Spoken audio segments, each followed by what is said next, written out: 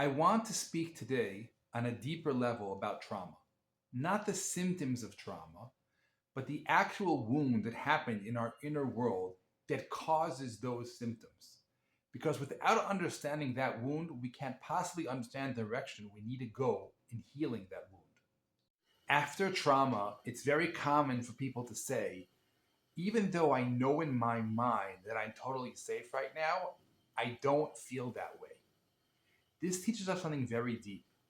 What was taken away from the trauma is not insight, it's something more basic to our internal being.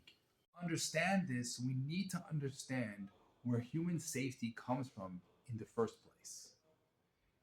Human safety doesn't come through a thought, it comes through experience. When we're babies, the first thing we experience is being held by our caregivers, loved and paid attention to, and that begins our experience of safety.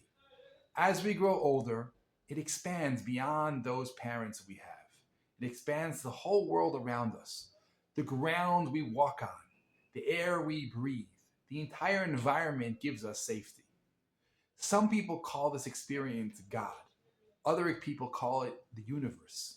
And some don't name it at all. It's not really important what you call it.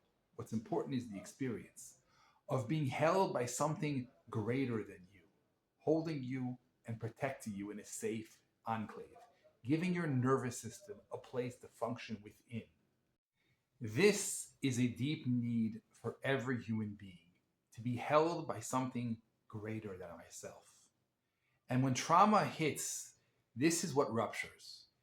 The feeling of being close to death or in danger teaches our inner world something. I am not held. I am not safe. I am not protected. This is far more than a cognitive thought. This is a truth held and felt all the way on the body level. And the difficulty in trauma is this, not the pain, not the fear that we actually experience, but the overall arching meaning behind it.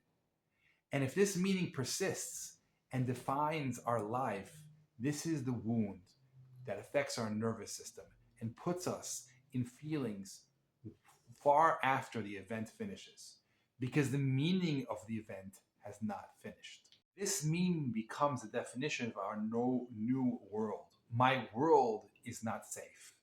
And therefore, your nervous system can actually not settle down, because the truth is, from your inner world, that things are dangerous. And it wouldn't be loyal to you to be calm. And this is why just calming yourself down externally doesn't actually heal the problem. Still, your inner world believes, my world is no longer safe. But there's a part of our being that refuses to accept this new reality as truth. This is the part of us that drives rumination and flashbacks, not because it wants to re-traumatize us and get us stuck in the past, but it wants to relook at the event and say, is what I learned from this event really true? Does this really mean that my reality is no longer safe?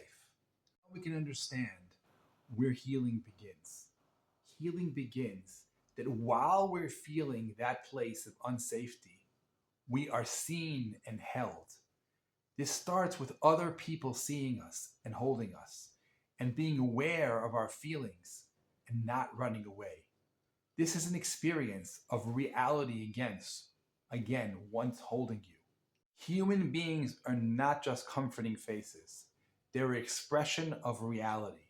And reality shows up in my life, feeling safe and comforting.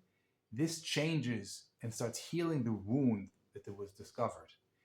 It teaches us, our inner world, that dangerous scene was a rupture, but it wasn't my entire reality. Explains why grounding techniques and breathing sometimes helps and sometimes doesn't.